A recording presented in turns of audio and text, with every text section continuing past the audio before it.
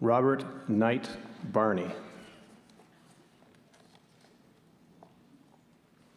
Athlete, coach, atomic armorer, administrator, researcher, scholar, teacher, professor emeritus, born in Depression-era Winthrop, Massachusetts.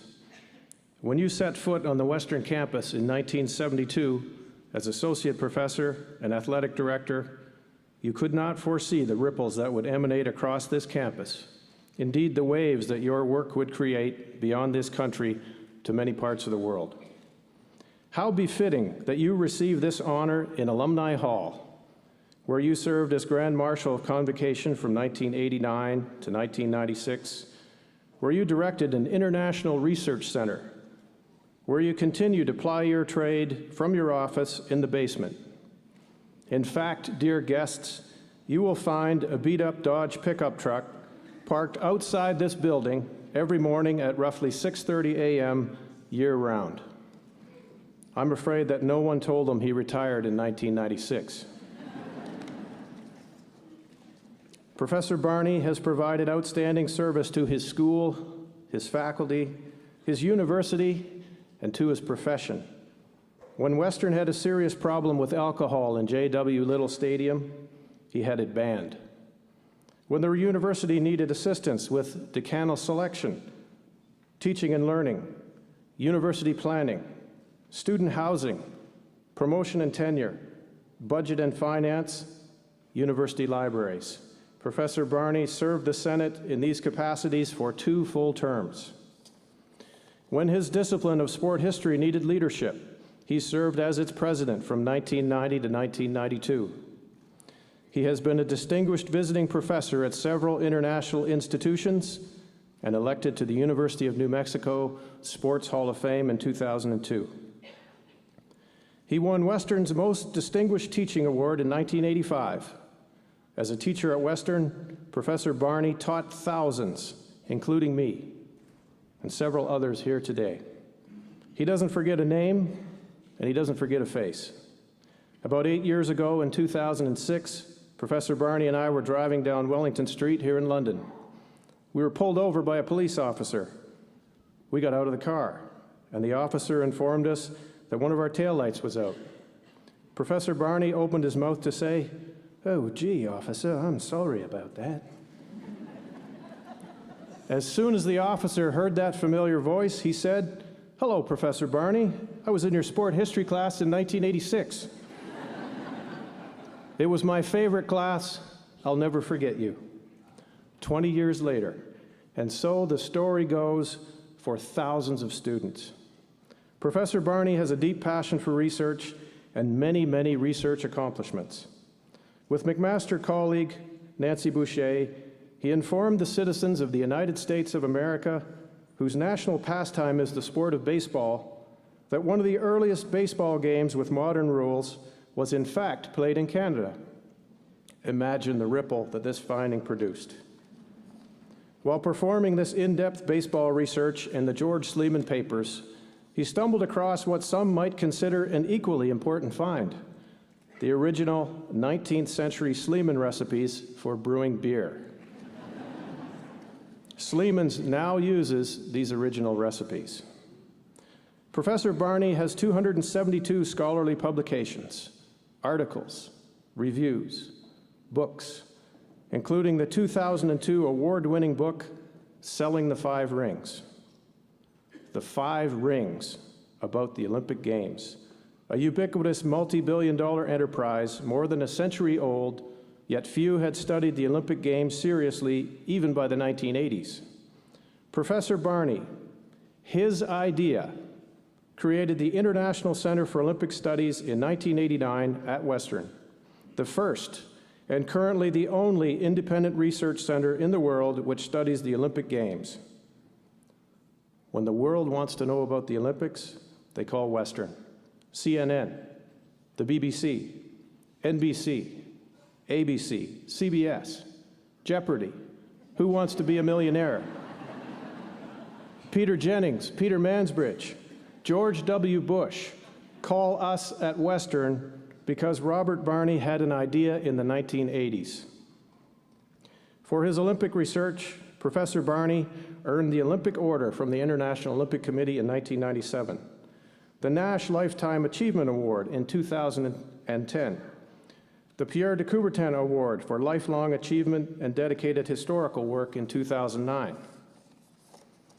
The same man stood up as he stands before you today, before the IOC in 1994 in Lausanne, and told them unequivocally that sexual harassment, a rather common practice among IOC members, must cease and desist. Perhaps one of the most significant contributions of Professor Barney that will last for generations is his supervision of graduate students. 7 PhDs completed and 21 master's students, all working in different parts of the world. The key being that they supervise graduate students, and now their students supervise graduate students. 3 generations strong, carrying on the work and the tradition. At age 82, he currently supervises 8 graduate students. It is indeed a gift to honor someone on behalf of my colleagues who has made such a mark on our professional and personal lives. For that, I am eternally grateful. Without question, there is no other individual in the world who has had more influence on the scholarly examination of the Olympic Games through his research, teaching, endless stories, and the work of the graduate students he has inspired than our professor, our mentor, our friend. Please don't tell him he's retired. Mr. Chancellor, on behalf of the Vice Chancellor and in the name of the Senate, I ask you to confer the degree of Doctor of Laws, honoris causa, upon Robert Knight Barney. All right. Well deserved.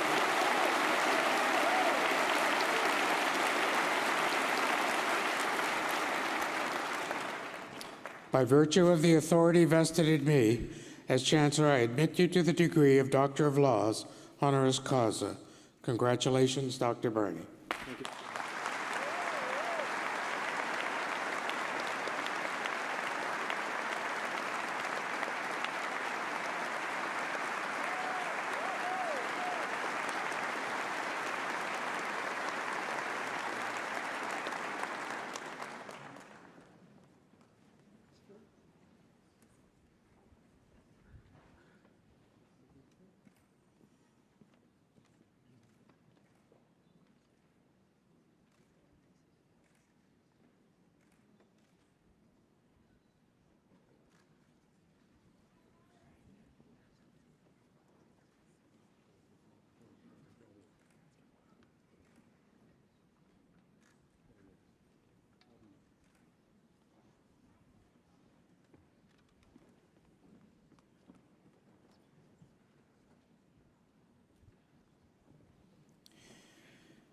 On behalf of all assembled here today, I should now like to invite our newest alumnus, Dr. Robert Barney, to address Convocation.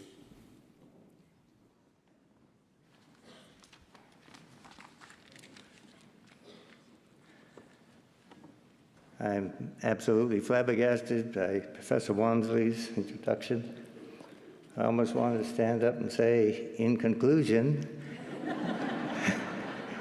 and walk calmly out the door. Mr. Chancellor, Mr. Vice Chancellor, esteemed colleagues, families and family, friends, and fellow graduates. My father once told me, Robert, if you live long enough and keep your nose clean, good things will come to you. Well, Dad, I've certainly lived long enough, even though I haven't always kept my nose clean, as many in this university can attest. And Dad, this occasion is not simply a good thing, it's the best thing that has come to me in my professional life. To my fellow graduates, I am indeed honored to to be standing here today with you to receive this honor as you receive your own in a few moments. And like you, I am mindful of and thankful to those who have played steadfast roles in ushering me along life's pathway from A to Z, or, as you would say, A to Z. Of those folks, many of whom are here today, my thankfulness is extended to my oldest daughter, Kim, my son, Brennan, and twin brother, David. In fact, I thought seriously of slyly having David render these remarks. He being a far superior shaper and enunciator of words than I. Could you told one of us apart from the other? Maybe. But more than one of our girlfriends in our high school days couldn't.